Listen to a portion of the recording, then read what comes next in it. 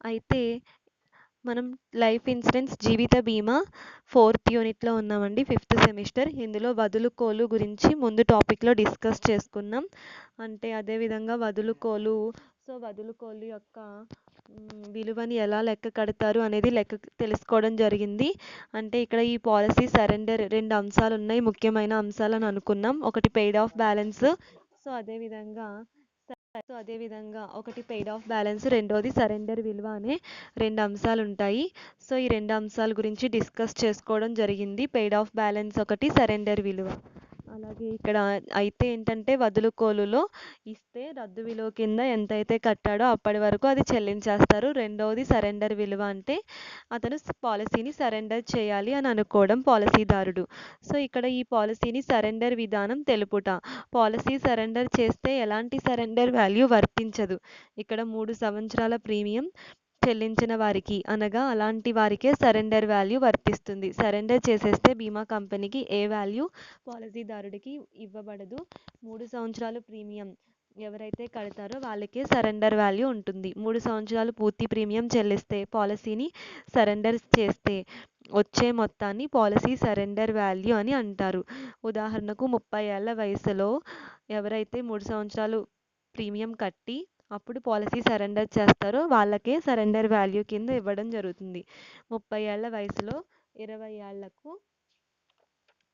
Insurance policy తీసుకుంటే, అనగా 5 లక్షల ఇన్సూరెన్స్ పాలసీ ప్రీమియం సుమారు 25,000 చెల్లించాల్సి ఉంటుంది. మీరు 3 సంవత్సరాల పాటు ఇటువంటి పాలసీ ప్రీమియం చెల్లించి సరెండర్ చేసి పాలసీని మరో 2 సంవత్సరాలు కొనసాగించాలనుకుంటే ప్రీమియం సుమారు ఎక్కువగా ఉంటుంది. కారణం, మీ వయసు పెరిగే కొలది పాలసీ ప్రీమియం కూడా పెరుగుతూ ఉంటుంది. అంటే ఒక 3 సంవత్సరాలు పాలసీ ప్రీమియం కట్టాడు, మధ్యలో ఆపేశాడు, మళ్ళీ కట్టాలనుకుంటున్నాడు, పాలసీని తిరిగి మళ్ళీ సరెండర్ చేస్తాడు బీమా కంపెనీకి. అప్పుడు మళ్ళీ కట్టాల్సిన ప్రీమియం అనేది అంతకు ముందు ఒప్పందంలో ఉన్నదానికంటే ఎక్కువగా ఉండొచ్చు. వయసు పెరిగే కొలది ప్రీమియం పెరుగుతుంది. 20లో తీసుకున్నాడు, 30 వరకు కట్టాలనుకున్నాడు. అంటే మీ 32 ఏళ్ల వయసులో 5 లక్షల ఇన్సూరెన్స్ పాలసీ 20 ఏళ్ల పాటు తీసుకుంటే ప్రీమియం సుమారు 30,000 వరకు చెల్లించి ఉంచాల్సి ఉంటుంది. సో ఎక్కువ ఏజ్ కాబట్టి 20 ఏళ్ల పాటు ఆ యొక్క పాలసీ కాలపరిమితి ఉంటే దానికి 30,000 వరకు ఉంటుంది.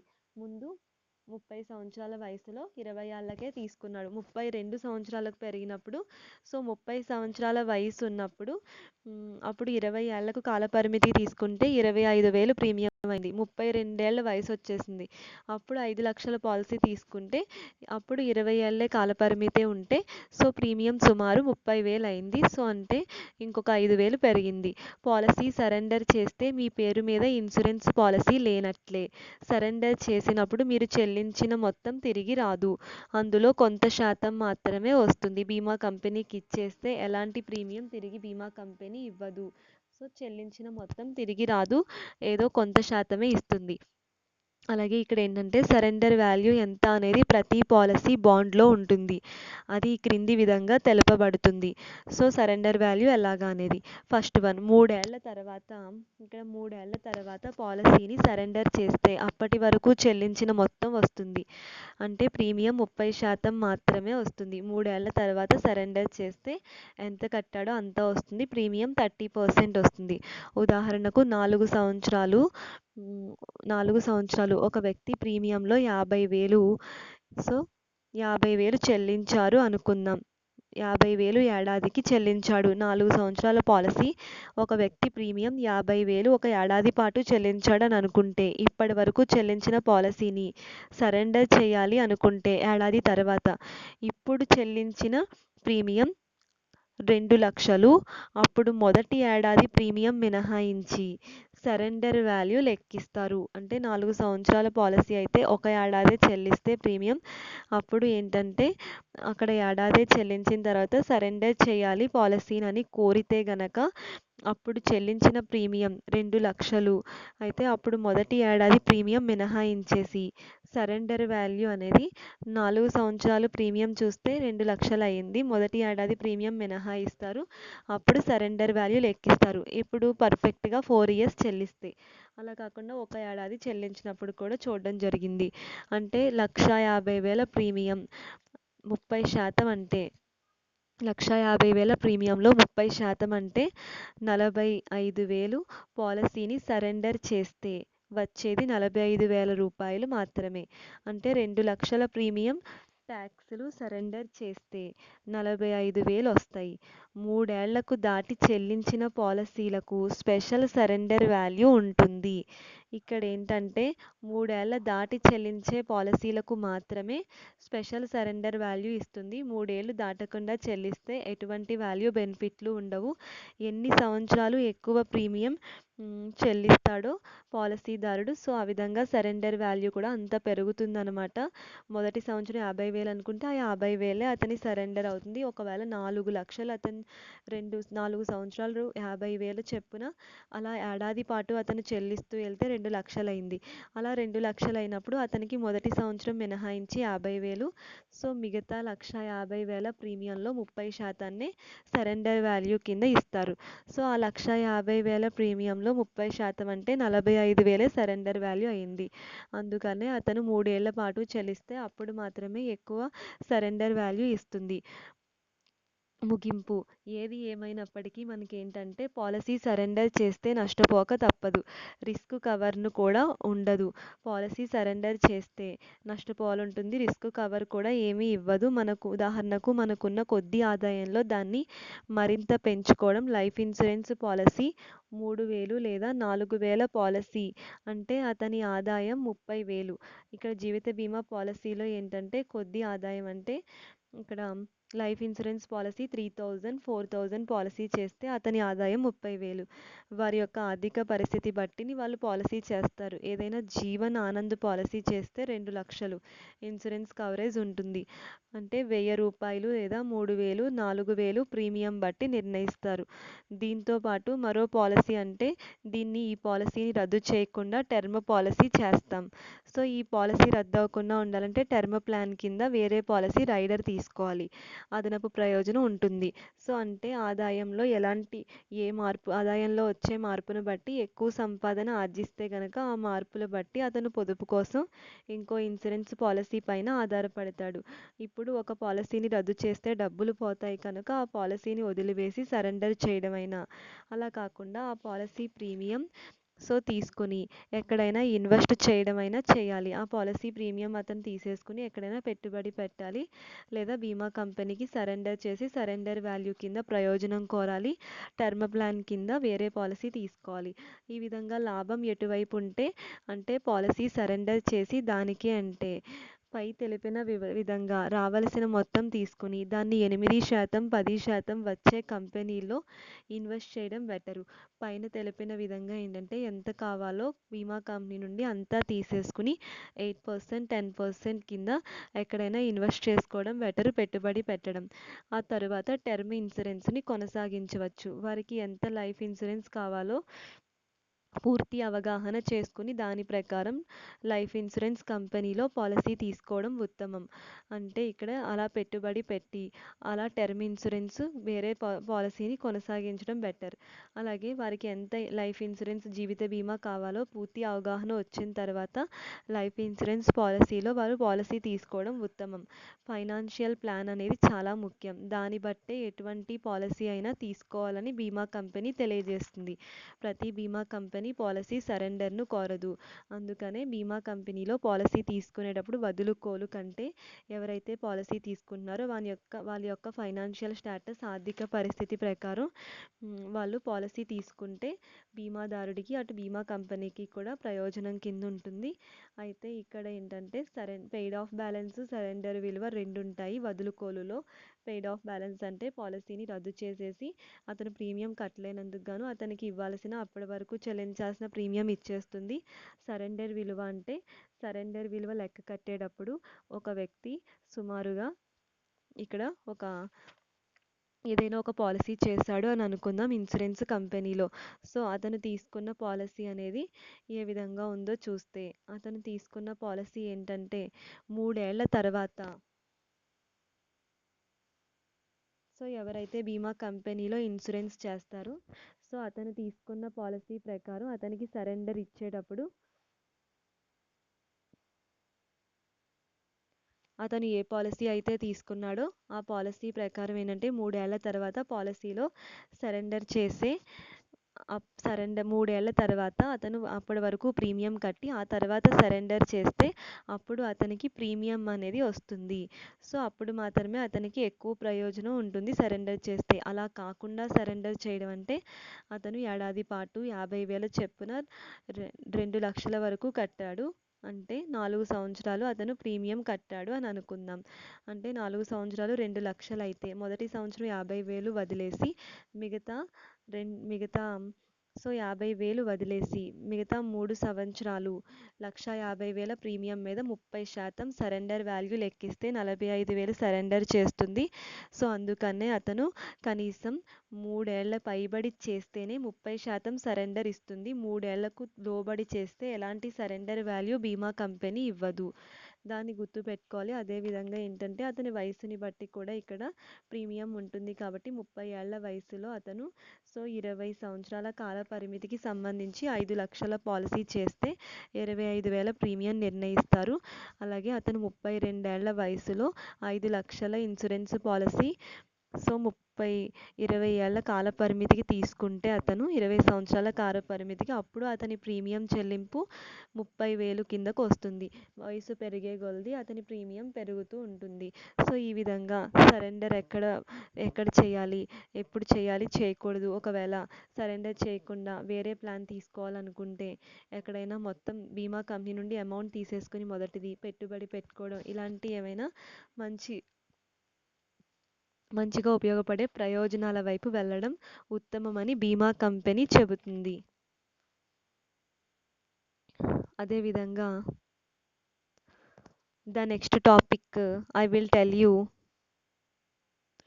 వార్షికాలు, యాన్యువిటీస్. సో యాన్యువిటీస్ అంటే అనగా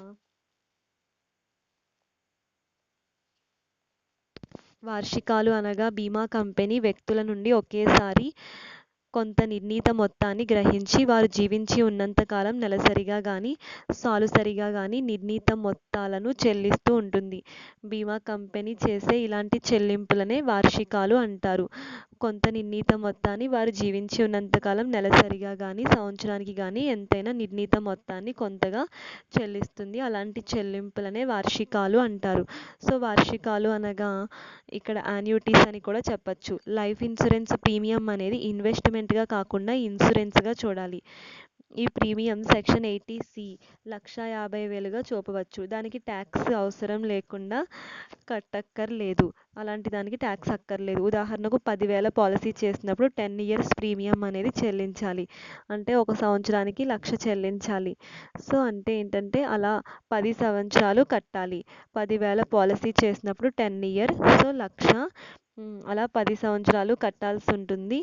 ఇక్కడ ఏంటంటే మొత్తం మీద అతని యొక్క క్లెయిమ్ అనేది 10,000 పాలసీ కింద చూస్తే అతను 1,00,000 అలా 10 సంవత్సరాలు కట్టుకుంటూ వెళ్తాడు. రెండోది ఏంటంటే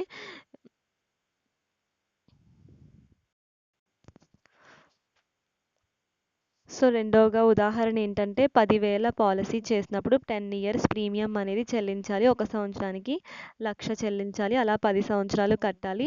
20% మార్చ్ 31, 2012 మార్చి 31, 2012 ఈ తేదీ ముందు వరకు ట్యాక్సబుల్ చూపవచ్చు. 10% ఏప్రిల్ 2012 ఈ తేదీ తర్వాత ట్యాక్సబుల్ చూపవచ్చు. అంటే మార్చి 31, 2012 ఈ తేదీకి ముందు ట్యాక్సబుల్ ఉంటుంది. ఆ తర్వాత ఏప్రిల్ 1, 2012 ఆ తేదీ తరువాత ట్యాక్సబుల్ చూపవాలి. ఏప్రిల్ 1, 2012 నుండి మార్చి 31, 2012 ముందు వరకు ట్యాక్సబుల్గా తీసుకోవాలి.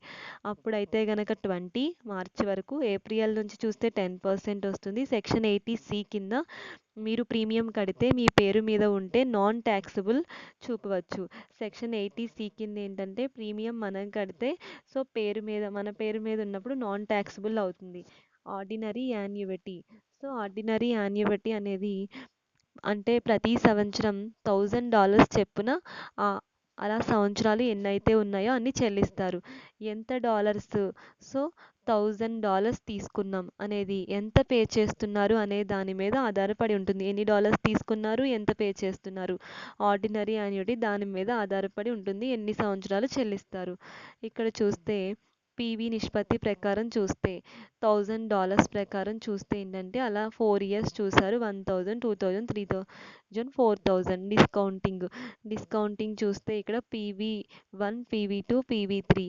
సో 1000 PV4 ఇక్కడ చూస్తే 1, 2, 3, 4 ఇయర్స్కి సో 4000 వచ్చింది. PV equal to A equal to P 1 plus I power of N. P equal to A by 1 plus I power of N అనే ఫార్ములా ప్రకారం చూస్తే ఇలా ప్రతి సంవత్సరం పైన చెప్పిన ఫార్ములా ద్వారా $1000 తెలుసుకోవచ్చు.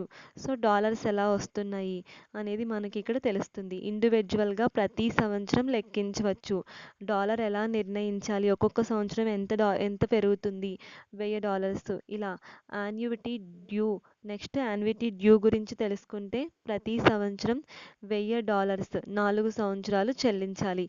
సో అక్కడ పైన తెలిపిన విధంగా ఎంత $1000 తీసుకుంటే ఎంత చెల్లిస్తున్నాం దాని మీద ఉంటుంది. ఇక్కడ ఉదాహరణకు పీవీ ప్రకారం 4 ఇయర్స్ సో 4 ఒక్కొక్క 1000 చెప్పిన 1000, 1000, 1000 పైన ఆర్డినరీ యాన్యుటీ ప్రకారం డిస్కౌంట్ 1000 అని తెలియజేయడం జరిగింది. అలాగే యాన్యుటీ డ్యూలో 1000 డిస్కౌంట్ మీద చూడడం జరిగింది.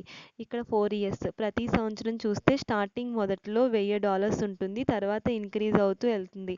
Formula A equal to P 1 plus I power of N. P equal to A by 1 plus I power of N అనే ఫార్ములా ద్వారా యాన్యుటీ అనేది నిర్ణయించడం జరుగుతుంది.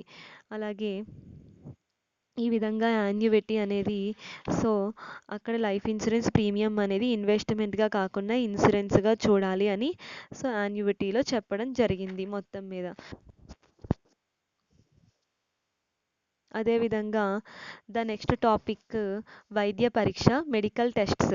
ప్రస్తుతం ఆరోగ్య పరిస్థితి ఎలా ఉంది అనేది దాని ద్వారా ఇన్సూరెన్స్ కంపెనీ టర్మ్ పాలసీకి లైఫ్ ఇన్సూరెన్స్ కంపెనీ టర్మ్ పాలసీకి అనుమతిస్తుంది. మెడికల్ టెస్ట్ వివరాలు తెలుపవలెను. అందువలన మెడికల్ చెకప్ వైద్య పరీక్షలు ప్రతి పాలసీదారుడు బీమా కంపెనీలో పాలసీ తీసుకోవాలంటే చేయించుకోవాలి. దేశ జనాభాలో యువత ఎక్కువ అయితే వీరంతా ఆరోగ్యంగా ఉన్నారా? ఒక సర్వే ప్రకారం పట్టణ ప్రాంతంలో యువతలో దాదాపు 70% మంది అధిక బరువు సమస్యతో బాధపడుతున్నారు. దీంతో డయాబెటిక్, హైపర్ టెన్షన్, గుండె సంబంధిత వ్యాధులు పెరిగిపోతున్నాయి. అందువల్ల హెల్త్ ఇన్సూరెన్స్ పాలసీ తీసుకోవడం. అయితే మిగిలిన పాలసీల విషయంలో ముఖ్యంగా term insurance policy medical test అనేది చాలా ముఖ్యం. వీటిని ఎల్ఐసి మెడికల్ టెస్ట్ సెంటర్లో చేయించుకోవాలి. మెడికల్ టెస్ట్ అనేది టర్మ్ పాలసీలకి, మెడికల్ ఇన్సూరెన్స్ పాలసీలకి అతి ముఖ్యంగా అవసరమని చెప్పబడింది. వీటిని కూడా ఎల్ఐసి మెడికల్ టెస్ట్ సెంటర్లోనే చేయించుకోవాలి కేవలం. దీనికి ముఖ్యం కారణం ఎందుకనగా ఈ క్రింది విధంగా కొన్ని తెలుపబడతాయి. టర్మ్ ఇన్సూరెన్స్ ప్రధాన లక్ష్యం ఆర్థిక రక్షణ. హఠాత్తుగా పాలసీదారుడు చనిపోతే పాలసీ యొక్క మొత్తం కాకుండా ఆ పరిహారం కుటుంబానికి లేదా అంతే నామినీకి అందజేయబడుతుంది. పాలసీదారుడు ఏమీ జరగకపోతే కాల వ్యవధి తీరాక ఎలాంటి మొత్తం వెనక్కి రాదు. అంటే ఏమీ జరగకపోతే కాల వ్యవధి తీరాక ఎలాంటి మొత్తం పాలసీదారుడికి ఇవ్వబడదు. ఆ విధంగా సూసైడ్ చేసుకున్న నష్టపరిహారం నామినీకి ఇవ్వడం జరుగుతుంది. పైన తెలిపిన విధంగా ఈ పాలసీ విషయంలో వైద్య పరీక్షలు తప్పనిసరి. టర్మ్ పాలసీ సౌలభ్యం. సో సంపాదించే ప్రతి వ్యక్తి ఈ టర్మ్ పాలసీ పొందవచ్చు. ఎందుకంటే ఆర్జించే వ్యక్తికి కుటుంబ బాధ్యతలు ఉంటాయి. మీ వయస్సుల ఆధారంగా వేరు చేయలేం. అందుకే సంపాదన ప్రారంభమైన వెంటనే ఈ పాలసీ తీసుకోవాలి. పాలసీ ఎంత మొత్తం తీసుకోవాలో అతని ఆదాయాన్ని బట్టి ఉంటుంది. మీరు పనిచేసే సంవత్సరాలకు ప్రాథమికంగా పరిగణనలోకి తీసుకోవాలి. ఉదాహరణకు మీకు నెలకు 50,000 జీతం అనుకుంటే సో అప్పుడు 75 లక్షలకు తీసుకోవాలని పాలసీ తీసుకోవచ్చు అని చెప్పబడుతుంది. దీంతో పాటు మరొక ముఖ్య విషయం వడ్డీ 8.0% అనగా పొందేలా పాలసీదారుడు హఠాత్తుగా ఏదైనా జరిగితే పొందే సౌలభ్యం. నష్టపరిహారంగా క్లెయిమ్తో పాటు వడ్డీ కూడా బీమా కంపెనీ ఇస్తుంది. ఇది దీర్ఘకాలిక వ్యవధికి సంబంధించింది. అలాగే 35 సంవత్సరాలు దాదాపు ఉంటుంది. ఈ పాలసీ కేవలం రక్షణ పరిమితే అనగా పాలసీదారుడికి ఏమైనా జరిగినప్పుడు నామినీకి మాత్రమే ఎంతో కొంత పరిహారం వస్తుంది. పాలసీ క్లెయిమ్ వెనక్కి రాదు. అందువల్ల ఇందులో మెడికల్ టెస్ట్ అనేది ముఖ్యమని చెప్పవలెను. సో క్లెయిమ్ రాదు కాబట్టి మెడికల్ టెస్ట్ అనేది చాలా ముఖ్యం. అదేవిధంగా సో ఇది పాలసీ కాల పాలసీ సౌలభ్యం అని సో వైద్య పరీక్ష అదేవిధంగా కాల పాలసీ అంటే టర్మ్ పాలసీ సౌలభ్యం గురించి తెలుసుకోవడం జరిగింది. నెక్స్ట్ వన్ నిధులలో పెట్టుబడులు ఫండ్స్ ఇన్వెస్ట్మెంట్. ఇండియాలో పెట్టుబడులలో ఐసిఐసిఐ ప్రుడెన్షియల్ మ్యూచువల్ ఫండ్ 1999లో దీన్ని ప్రవేశపెట్టారు. ఇది నెక్స్ట్ టాపిక్. ఇండియాలో పెట్టుబడిలో ఐసిఐసిఐ ప్రుడెన్షియల్ మ్యూచువల్ ఫండ్ 1999లో దీన్ని ప్రవేశపెట్టారు. ఇది దగ్గరగా 21 సంవత్సరాలు ఈ ఫండ్ మార్కెట్లో ఉంటుంది. దీన్ని లక్ష్య ప్రధానం ఏంటంటే ఈ ఫండ్ ప్రవేశపెట్టబడింది. ఇది స్పెసిఫిక్ ఫండ్. దీన్ని ఏయుఎం 554 కోట్లు ఉంటుంది. గ్రాట్యుటీ ఫస్ట్ 2 పాయింట్స్ ఇక్కడ మనకి వర్తిస్తాయి అని చెప్పచ్చు. అంటే గ్రాట్యుటీ ఏంటంటే ఇక్కడ ఏయుఎం సో 554 కోట్లు సో 554 కోట్లు ఇక్కడ ఉంటాయని చెప్పచ్చు. అంటే ఇక్కడ ఈ నిధుల్లో పెట్టుబడులు గ్రాట్యుటీ ఇటువంటి పాలసీల్లో పెట్టుబడి పోర్ట్ఫోలియో పెట్టుబడి రిస్కును పాలసీదారుడే భరించాలి. అది ఇందులో వర్తిస్తుంది. అదేవిధంగా అనేక పెట్టుబడుల ఎంపికలు కూడా మనకి నిధుల్లో పెట్టుబడిలో కనిపిస్తాయి. అందులో మొదటగా ఫిక్స్డ్ పోర్ట్ఫోలియో వ్యూహం. వైవిధ్యమైన ఫండ్స్లో మీరు కోరుకున్న ఫండ్స్లో మీ పొదుపు మొత్తాలను కేటాయించుకునే ఎంపిక ఉంటుంది. అలాగే జీవిత చక్రం ఆధారిత పోర్ట్ఫోలియో వ్యూహం. మీ వయసును బట్టి ఈక్విటీ మరియు డెట్ మధ్య అనుకూలమైన సమతుల్యతను పాటించేందుకు విలక్షణమైన వ్యక్తిగత వ్యూహం. వయసును బట్టి ఈక్విటీ మరియు డెట్ మధ్య అనుకూలమైన సమతుల్యతను పాటించేందుకు ఇది విలక్షణమైన వ్యూహం అని చెప్పచ్చు. సో అదేవిధంగా annuity immediate annuity deferred annuity అనే యాన్యుటీస్ కూడా మనకి ఇక్కడ ఉన్నాయి. అలాగే సింగిల్ ప్రీమియం యాన్యుటీ అనే యాన్యుటీస్ని కూడా మనం యాన్యుటీలో చూడొచ్చు. సో యాన్యుటీ అంటే దీన్ని ఒక పెన్షన్ ప్లాన్ అని చెప్తారు. ఒక్కోసారి కొంత పెద్ద మొత్తాన్ని ఇన్వెస్ట్ చేస్తే తిరిగి రిటర్న్స్ సో తిరిగి ఎప్పుడంటే డెత్ వరకు మనకి సో ఈ రిటర్న్స్ అనేవి వస్తాయన్నమాట. యాన్యుటీ వస్తూ ఉంటుంది రిటైర్ అయిన తర్వాత. కొన్ని మోడ్స్ అనేవి దీనికి ఉంటాయి. అంటే మోడ్ ఏంటంటే annuity mode monthly quarterly half yearly yearly ఏదో ఒకటి సెలెక్ట్ చేసుకుంటే ఆ మోడ్ ప్రకారం యాన్యుటీ అనేది సో ఇస్తుంది బీమా కంపెనీ. సో వాయిదాల్లో బీమా కంపెనీ పాలసీదారుడికి ఇస్తుంది. నెల త్రైమాసికం అర్ధ సంవత్సరం సంవత్సరం కింద ఇస్తుంది. Tell death every month select చేసుకున్న మోడ్ను బట్టి సో రిటర్న్స్ అనేవి వస్తాయి యాన్యుటీ కింద. రిటైర్మెంట్ తర్వాత కొంత మనీ ఇస్తే జీవన్ శాంతిలో ఇన్వెస్ట్ చేస్తే మనకు రిటర్న్స్ అనేవి సో ఇవ్వడం జరుగుతుంది. రిటైర్మెంట్ తర్వాత ఏదైనా కొంత అమౌంట్ ఇస్తే యాన్యుటీ కింద దాన్ని మళ్ళీ తిరిగి ఎక్కడైనా జీవన్ ప్లాన్స్లో ఎక్కడైనా పెట్టుబడి పెడితే వస్తుంది. సో ఉదాహరణకు new Jeevan Nidhi, new Jeevan plan, LIC Jeevan Shanti, immediate annuity so invest Jeevan అక్షయ్లో చేయడం ఇలా ఎక్కడైనా పెట్టుబడి పెట్టి యాన్యుటీ రూపంలో తీసుకోవచ్చు. 30 సంవత్సరాల నుండి ఇది అందుబాటులో ఉంది. ఇందులో నామినీకి అవకాశం సో నామినీకి కూడా ఏంటంటే యాన్యుటీలో అవకాశం ఉంటుంది. కొత్త ఇన్వెస్ట్ చేస్తే దీనిపై ఇంట్రెస్ట్ ఫిక్స్డ్గా ఉంటుంది. ఎంత చెబితే అంత ఇస్తుంది. ఏదైనా మధ్యలో అవసరమైతే మెడికల్ పర్పస్ అంటే కొంత టైం 3 ఇయర్స్ తర్వాత రిటర్న్ ఇచ్చేస్తారు. Pension for life so 10 lakhs పెడితే లైఫ్ లాంగ్ ఏదైనా వస్తుంది. ఎంతైనా పెన్షన్ అనేది రావడం జరుగుతుంది లైఫ్ లాంగ్. 30 సంవత్సరాలకు ఇది అందుబాటులో ఉంటుంది 30 ఇయర్స్ నుండి. అక్కడ నుండి నామినీకి కూడా ఇందులో అవకాశం ఉంటుంది. ఎక్కడైనా ఇన్వెస్ట్ చేస్తే ఇంట్రెస్ట్ ఫిక్స్డ్గా ఉండేలా ఉంటుంది. మెడికల్ పర్పస్ అంటే అమౌంట్ కావాలంటే ఇచ్చేస్తుంది. ఈ విధంగా యాన్యుటీలో ఇమీడియట్ డిఫర్డ్ సో ఏమైనా కొన్ని యాన్యుటీ టైప్స్ ఉన్నాయి. Monthly yearly half yearly yearly ఇందులో సెలెక్ట్ చేసుకోవడం. ఈ విధంగా సింగిల్ ప్రీమియం ప్లాన్ ఇలా యాన్యుటీలో ఏ యాన్యుటీ మనకు కావాలో సెలెక్ట్ చేసుకుని దాని ప్రకారం వార్షికాలు అనేవి బీమా కంపెనీ నుండి పాలసీదారుడు కోరే అవకాశం పాలసీదారుడికే ఉంది అందులో. ఈ విధంగా ఏంటంటే మొత్తం 4th యూనిట్లో వైద్య పరీక్ష, కాల పాలసీ సౌలభ్యం వరకు అన్ని టాపిక్స్, అలాగే నిధుల్లో పెట్టుబడి, ఫండ్ ఇన్వెస్ట్మెంట్ అక్కడ వరకు అన్ని టాపిక్స్ 4th యూనిట్ని కంప్లీట్ చేసుకోవడం జరిగిందండి. The end. సో ఏంటంటే the end for life insurance subject. టోటల్గా life insurance subject 4 units complete చేసుకున్నాం. ఈ 4 యూనిట్స్ కూడా జాగ్రత్తగా ప్రిపేర్ అయ్యి జాగ్రత్తగా రాయండి. So all the best. Thank you all.